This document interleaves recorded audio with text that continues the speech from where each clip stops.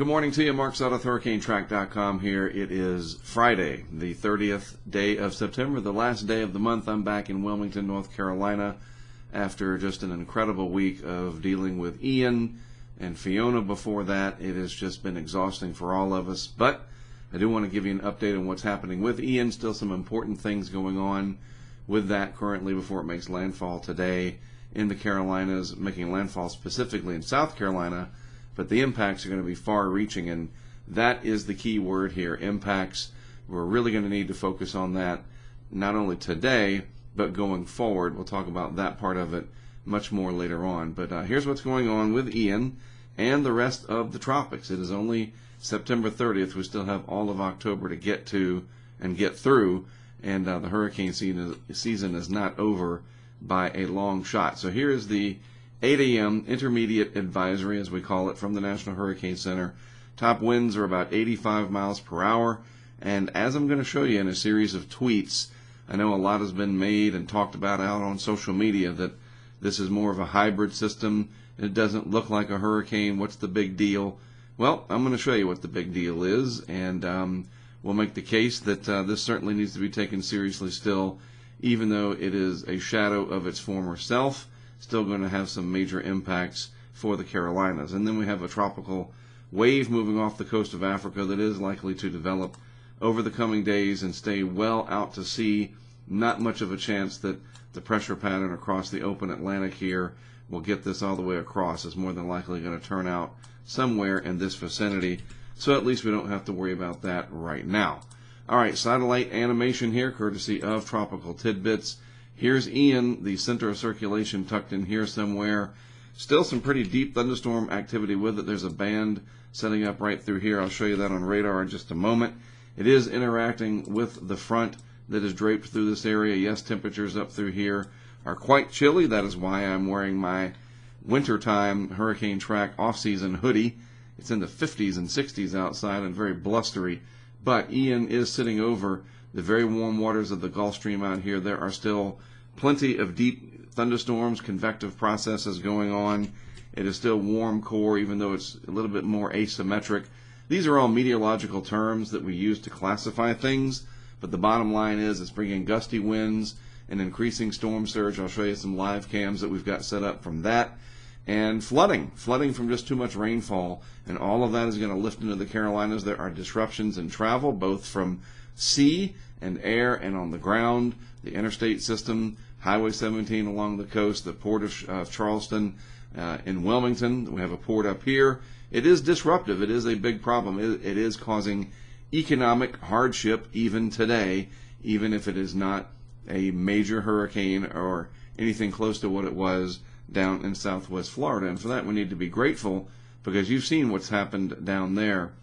The continued streak of these Category 4 plus hurricanes hitting the United States is just incredible, and we really got to pay more attention to that in the coming years, especially, like I said, talking about impacts. These numbers that we give them, I don't know if that's doing them justice, but anyway, back to focusing on this. This is the radar, courtesy of Dr. Mark Nissenbaum's website, and Ian is making its way up towards the South Carolina coast. Most of the heaviest rain here on the northwest side. That's very typical of these systems as they interact with a cold front, and yet there is a pretty well-defined center of circulation out here. It doesn't have your classic eye wall where we saw down in southwest Florida as it approached the coast, but certainly some very heavy rain, flash flood warnings here for a good deal of the South Carolina coastline, and this will all be moving towards the coast with these strong northeast winds up on this side of the storm, and that includes, well, it's a hurricane. I say storm, that's just a general term. And those winds and rain do extend up towards Wilmington as well. I just want to see real quick. I'm going to go back to Dr. Nissenbaum's main page here. Yep, at least this one, I don't think he's got other ones zoomed in. So I'm going to use this one right here and just show you the regional shot here of the eastern United States. That Ian's influence goes all the way up into parts of the Chesapeake, and there's actually a tornado threat, believe it or not, in eastern North Carolina because of some of these bands that will be moving in, so you need to be aware of that as well. Wide-reaching effects for sure, all the way into Raleigh. and there may be flight delays or even cancellations from RDU. People need to be focusing on the overall impacts from this and not what it looks like on satellite or radar or what other people are saying on Twitter that's sort of leaning against the real world impacts. And here's an example of talking about those impacts. This is helpful, okay? There's plenty of info out there that's not helpful. It's people's opinion on what they feel like by looking at something when they make sort of an uneducated statement about it. But this is the science here. This is from somebody that knows what they're talking about. So this is Eric Webb, and he is talking about the blend of the different models, maximum wind gusts for North Carolina, and South Carolina, and this is later after it makes landfall. And he goes on to say this is valid through Saturday morning. Isolated damaging wind gusts in excess of 60 miles per hour possible in east central North Carolina and South Carolina as the core of Ian moves inland. It has that frictional effect where the circulation runs over land and you start to get into the sand hills in that elevated area, and that slows down the bottom part of the hurricane and the remnant tropical storm that it'll turn into. And then you sort of have this tumbling effect where you can bring these damaging wind gusts down to the ground, and so you can have some power outages occurring in some of these areas that he is highlighting here, including Columbia, Florence, all the way up to the Triad area of North Carolina, Charlotte, and up to Raleigh's area, the Raleigh-Durham, Chapel Hill area that we refer to as the Triangle. So just keep that in mind. This is not over at the coast. It is not just a coastal problem. Some of these winds could be spreading over some pretty big population areas, trees down, power lines down, and it can make travel difficult for sure. Here's another tweet that's very important and very educational and very factual. Ian is approaching its final landfall in the vicinity of Charleston, and yes, it still looks more today like a actual true tropical cyclone on radar. It's got the convection, that's that deep thunderstorm activity, the release of the heat with that now wrapping around the southern side. And actually, as this moves closer to South Carolina, the temperatures will go up because it is warm core. Hurricane force winds will pack a punch, and this storm is still no joke. And this particular radar shot shows some of those velocities. It is very, very important to focus on the impacts, not what people are saying as they try to downplay it, and not trying to upplay it either. There's that delicate balance, but we don't want people to just be like, oh, this is nothing, it's cold outside, it's overdone, and then a big tree falls in their yard and they're like, oh, wow, I guess it was pretty impactful. Or they drive through an area that was flooded through heavy rainfall, and they're maybe going a little too fast in the hydroplane, and you have an accident, and it can cause all kinds of problems. It is that word impacts here, not category. Impacts, all right? Seriously. We're going to make t-shirts and bumper stickers if we have to. Another example of this is from the National Weather Service, okay? Moderate risk. That's a pretty big deal. Of what? Of flooding. If this was a moderate risk of severe weather out here in the plains in April or May, all kinds of people would be flooding out here to storm chase. They would. It would be a big deal. And certainly on a high-risk day, a moderate risk of flooding is a moderate risk of severe impacts as well. So please keep that in mind. And then just looking at the bigger picture, this is the area that is influenced by Ian, and it is still pretty significant. The rainfall is still having consequences down here in Florida. Let me just click on this. This is over at the weather.gov website, and you can see all of these greens that you see in here. These are river flood warnings, all kinds of problems that have been happening down in Florida. You've seen Kissimmee in and around Orlando, down towards Arcadia along the Peace River. That'll still linger for days. Those are impacts. Those are changeable impacts. This is all going to be, and I don't mean to sound, like I'm trying to be funny, but these are going to be very fluid, changeable, dynamic. And that's still in Florida. Ian has left Florida, yet the impacts have not left Florida by a long shot. All right? So just keep all of that in mind, please. Real quick, too, thinking about our friends in Charleston, we do have a camera there right at the Charleston Battery. I'll show you that in a moment. The good news is, let me just go back to the radar here from Dr. Nissenbaum. There it is. And we'll go back over here and zoom in. Actually, let's just use radar scope that we've got up here. Here's an example just to show you up here along the Cape Lookout area, special marine warning because of some of these bands that are coming up from Ian in that direction. I don't want to mess with radar scope right now because we're using it on our live stream over on YouTube and the HurricaneTrack Insider site. But Charleston Harbor, located right here, and you're having generally north to northwest winds right now, so the flow is not onshore. Where the flow is onshore is farther to the north up here, and that's going to pile up the water into this concave area. But the good news for Charleston, with it being a generally offshore, parallel to offshore flow, is, and I go back to this graphic, the storm surge flooding issues are going to be, well, I won't say non-existent, but we're certainly not going to get anything up into the peak. That's not happening. In fact, yesterday we peaked out at 7.65. Today, the projected high tide coming up here in just the next few hours, 7.5, so just touching on moderate flooding. So again, a good bit of news there for our friends down in Charleston, South Carolina.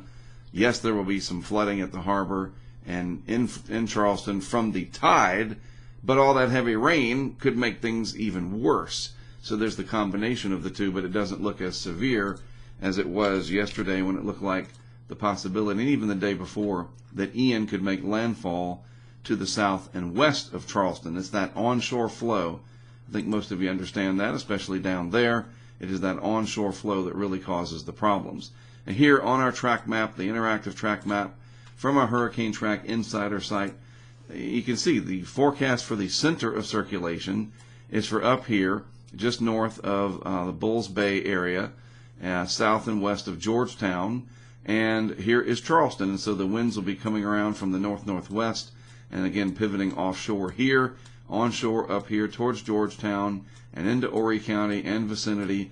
So Pawleys Island, Murrells Inlet, Myrtle Beach, North Myrtle Beach, the whole area up there towards Little River, there's going to be some storm surge problems, big breaking waves, and so forth. So we've got some cameras out here, and as these pull up, yes, there are impacts, okay? It's going to have these big waves coming in. The tide is starting to come up. This is our cam down at Folly Beach, right there on the beach dune system. I was working with one of my friends here, Dr. Ryan Miras from UNCW, a coastal engineer. He's got some of these probes out there to measure some of this activity. Not a real big problem, but it will chew away the dunes, and if those waves get big enough, and the tide is still coming up here in the next couple of hours, there's a little bit of that wave action there. There could be some overwash down there, and that can cause problems. Saltwater flooding right there on the main road, especially on the north part of Folly Beach. And then a real quick look at the Charleston Harbor from our cam there. This is down at the Battery. A little bit of rough conditions. We can go full screen on this briefly. Some rough conditions in the harbor. I've seen it worse. We had cameras here for all kinds of events, including Matthew in 2016 that put this under several feet of water as the center passed real close to Charleston and the Cape Romaine area. And this is nothing like that, so we don't have to worry about that too much. Again, the flow generally going to be offshore through the Charleston Harbor. And then finally, we do have a cam up at Murrells Inlet down at a marina. And this is going to be interesting to see, especially if the tide pushes up high enough. This is looking toward the Wicked Tuna. And if you know that area, very popular area. We'll be watching this closely. 4 to 7 feet of surge. It certainly could put it up above the fence here and into the parking lot of this nice restaurant and entertainment center down in Murrells Inlet, South Carolina. All right, so that's just a real quick look. If I can get this to go back away for me here. Come on, Cam. Let me see if I can. Oh, there it is down there. Sorry. I'm tired. It's okay. So that's a look at some of the cams down in South Carolina. Just real quick up in my neck of the woods, or at least closer to me, out in Rodanthe in the North Carolina Outer Banks. We have a few cameras here. This is right on the pier. Big waves out there starting to chew up the dune system again just a little bit. This is at the Rodanthe Pier. I work with the owners there to have this system set up. And you can even see over here, the water is reaching to where the houses are. And yes, I know they are very close to the ocean, and we can start debating on whether or not people should do that, but not today. That's a story for another day. All right, and then here's another shot. Oh, this one's offline at the moment. And this is one that's a little bit farther to the, what would you call this, the west. These are where the Rodanthe Pier cams are located right there. That's the building that they are on. At least we do not see any overwash coming down the street here just yet. But even up here, the onshore flow from Ian could cause some impacts in that area. All right, real quick, a look over at Storm 2K. They are one of our supporters through Patreon, and I was scrolling through this trying to see what people are talking about for the future of activity. A lot of good, smart people posting stuff there, just kind of watching things, and this one stood out the most right here, that obviously it is early, but as far as the upper patterns go, there's a pretty good consensus for a favorable environment in the western Atlantic in a couple of weeks. Seems to at least be partially extratropically forced. And that's about the meteorology up in the higher latitudes, out of the tropics, extratropical forcing, etc., as an MJO, Madden-Julian oscillation, and convectively coupled Kelvin wave doesn't seem particularly favorable. So the MJO, not really there, but the pattern is through extratropical forcing in the atmosphere here. So a lot of energy far to the north, but very favorable down in the Caribbean. And remember, it's not just the United States that we are concerned about. If we get something developing down here, there's a pretty good tut right there, a tropical upper tropospheric trough.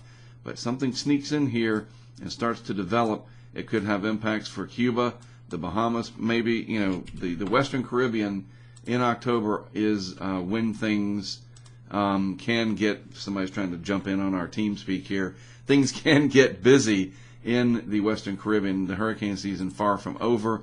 And just want to elaborate on this a little bit more. Andy Hazelton chimes in. He says it does look like a little bit of a convectively coupled Kelvin wave. Actually, we'll be getting the Pacific MJO amplification eventually, which could slow things down eventually. So the Pacific will become more active, but the first 10 days of October, try to wrap this up here for you, could be busy. And that is typically when we see sort of that second peak. Remember, Hurricane Michael was around October 10th. And so these first couple of weeks coming up, still pretty favorable for the Western Atlantic. And we will keep an eye on that as we get Ian into the Carolinas and out of the pattern. As we start into next week especially, I'll focus more on the rest of the tropics. All right? Wanted to give you the best of the morning update that I could, considering the very big-time lack of sleep that I have endured with my colleague Matt as we have worked from Florida all the way up here to the Carolinas. Glad to do it. Not complaining at all. It's just very tiring for sure. And look, it's nothing compared to what people are going through down in Southwest Florida. You talk about tired. You just lost everything. You have no heat. No heat. Well, you might need it. It has cooled off. But no creature comforts. You're, really in dire straits. Me being tired is nothing, so I'll get over it. All right, well, let me get this online for you, and we'll monitor those cams and see what happens as Ian makes its final landfall in South Carolina later today. I am Mark Sudduth for HurricaneTrack. Thanks, as always, for tuning in. I'll have more for you with an update tomorrow.